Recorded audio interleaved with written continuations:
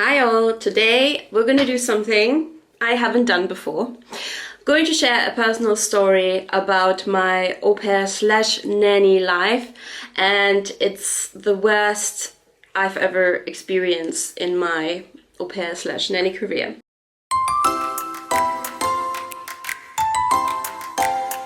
Before we begin, I'm sponsoring my own video today, and I would love to introduce you to my very own book, Rock Your Au Pair Year.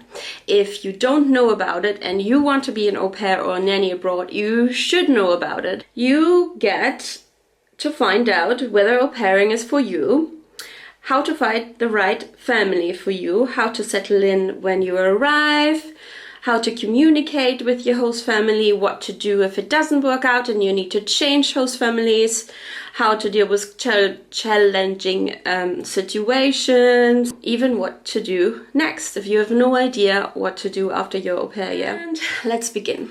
All right, so my worst experience. I honestly haven't told many people. Only my closest friends know about this because it was awful. Basically, it all goes back years ago. I came to London and this was more or less my first time here. So I'd been once before, but only for a very brief time. So I was very new. I didn't know anybody and I was looking for a host family. I think the first thing I did wrong is that I came here in quite a rush. So I came over, I booked accommodation, and then I went to interviews. I mean, that's in itself not a bad idea, but I was in a bit of a rush. So my recommendation, if at all possible, don't rush yourself, because you might just rush yourself into a situation that you don't like, and then you're back to square one anyway. So that was the first mistake I made. However, when I did read the profile, everything sounded amazing. Actually, it sounded like a dream job. I'm not kidding. I mean, this role was meant to include traveling and everything sounded fantastic. I went to see the mom, I had an interview, I met the baby. Well, he wasn't a baby, he was 18 months, I think. I can't remember exactly. Long story short, she picked me, I moved in. This role was in central London. Everything began. But I very quickly realized that I wasn't happy, and I wasn't happy for a lot of reasons. What I didn't like or what was wrong with this role, in my personal opinion. The mom didn't allow me much. I was only allowed to take the little boy into the park in the stroller, walk around, come back. So that was one thing I was allowed to do. Walk around the park, but that was it. Come back. That was pretty much all I was allowed. So because I was new to the area, I did some research about, because this was winter, I did some research about some indoor playgrounds, and there were a few around. And so one evening I suggested to the mother that I could take him there, because basically what our day looked like was just around the park and staying at home, where he would then pull out all the toys, which is obviously fine, but also pull out all the drawers in the kitchen, and he was allowed to do that. Only thing was, I had to always clean everything up, and we would just stay in, and there wasn't really much to do, and it was fairly boring. I mean, there wasn't really a positive routine going for this little boy. Editing Melanie speaking here. Just as I'm editing this, oh my goodness, just watching this back makes me so angry. How can you have so little social skills to think that you can hire an au pair or hire a nanny, put them in a flat, throw the key away practically, okay, they're allowed to go to the park, but that's it, and then expect them to be happy? Like, sorry, but what do you think? And so I addressed this with the mother, and what she said was she needed to go and check those places out, like all these playgrounds, indoor playgrounds, little toddler groups. She needed to go and check them out and see what sort of people hang out there. Yeah.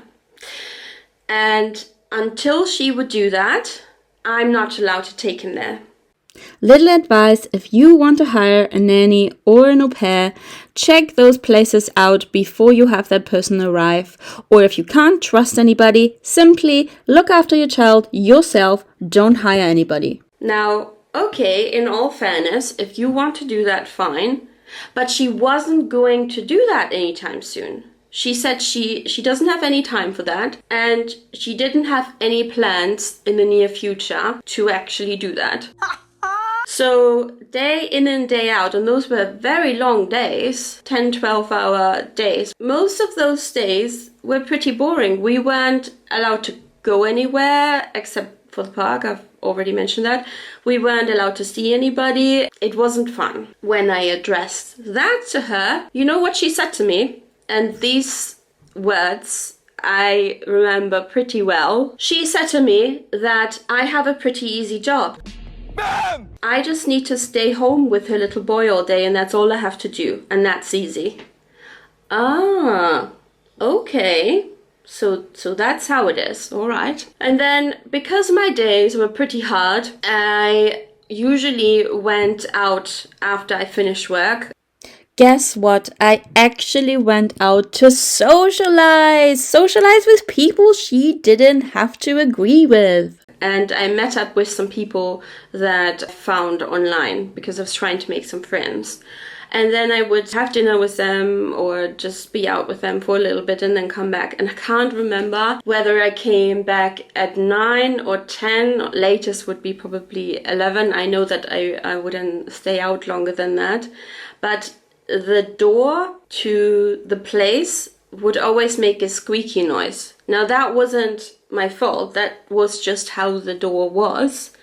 But the mother had such a light sleep that she would get really angry at me. I mean, I've lived with many families, and I'm a very quiet person, and I always respect people's homes and privacy, and I definitely don't want to wake anybody up, but there was something wrong with the door that she probably should have looked into fixing, because maybe the door just needed some oil, or I don't know, but she was angry at me because the door squeaked at night and she woke up.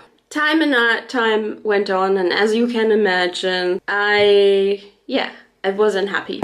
And so eventually I said to her, look, I'm going to hand in my notice. What a surprise. She wasn't happy about that because she said she had so many applications and I'm the one that she picked. Reality check, anyone she would have picked would have left. Sorry that I'm saying this in such a sarcastic way, but she wasn't really forthcoming for me either. She wasn't really trying to make me feel comfortable or happy in this job. So in my opinion, she shouldn't really be surprised that I wanted to hand in my notice. If she had any emotional intelligence, which she didn't. There were obviously other things that there's always more examples that I haven't gone into now. Yeah, so she was like, oh, I picked you, now you want to leave. I didn't respond to any of the other applicants. Yes, because you're not a nice person. Well, that's not my fault, is it? If she had said to some of the other applicants, if she would have been forthcoming and honest, she could have said, hey, I'm doing a trial with this girl and I might get back to you. But apparently she didn't respond to any, she ghosted everybody else.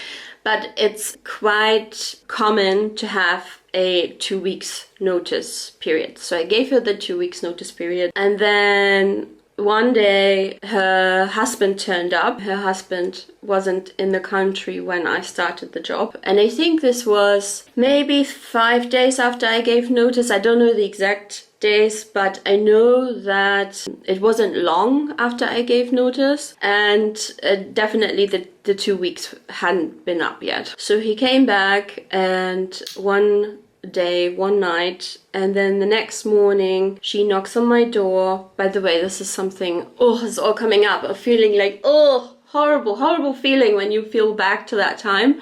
I remember how she used to like knock on my door like really early before my starting time, and she would be like, can you start now? Oh, horrible, just awful. And guess what she said? My husband is here now. You have half an hour to pack your bags and you need to leave. What kind of person does that? Can you imagine? What a shock. I mean, obviously, I'm happy to leave. Fine.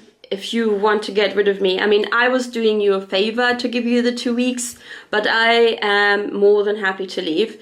But why do it this way? To prove that she's the one in power and to get a kick out of seeing me hurt. Why come in, like, wake somebody up early? They're not even dressed yet. They're half awake. That was half of the fun for her. And then you tell them you have half an hour. I was throwing everything into my bag as quickly as I could because I only had half an hour. And I said to her, hey, can I please use your computer or can I please use your Wi-Fi so that I can book myself a flight? Because I, at that point, just wanted to go home. I didn't want to stay in London anymore. She didn't let me. She said, no, too bad. I mean, she didn't say too bad, but basically that's how she acted. She didn't care how I felt or what happened to me. She literally threw me out early in the morning and that was it. She didn't care. So I walked to McDonald's to get some free Wi-Fi. So then I just sat there, I booked myself a flight. I was in shock, and then I went to the airport on the same day, and it was honestly traumatizing. It was a horrible, horrible experience. When I came home, I had nightmares for weeks. At the time, I didn't have the confidence that I have now, that I could just say, this was really mean and inhuman, and she shouldn't have done that, and I'm just moving on. I was just quite hurt that somebody would do that. Now I know, and especially recapping this here in this video, there's no doubt that that was just wrong, how it was handled. She should have sat me down and talked to me and give me a couple of days, or at least a day, to get ready, to book myself a flight and go. But how she did it was just completely mean and wrong, and nobody should be treated like this. And I mean, I didn't do anything to deserve this. I just put in my notice, which is my right. I mean, one of the reasons I wrote my book, Rock Your Au Pair Year, is because I want people to learn from my experiences and to really think about the questions they need to ask people before they sign a contract or say yes to a position. And there's a lot to consider ahead of time. There is a lot of possibility out there for having an amazing experience, and I've had way better experiences as an au pair than this. Just wanted to share this, and if you are in a situation like this, or you have been in a situation like this, then process it, write it down, speak to people about it, put it behind you, because those people don't even deserve for you to be sad about this. Be sad if you need to be sad, but know that you're not in the wrong. If you like this video, give it a thumbs up. If you want to be an au pair, check out my book and subscribe to this channel for more videos. Bye!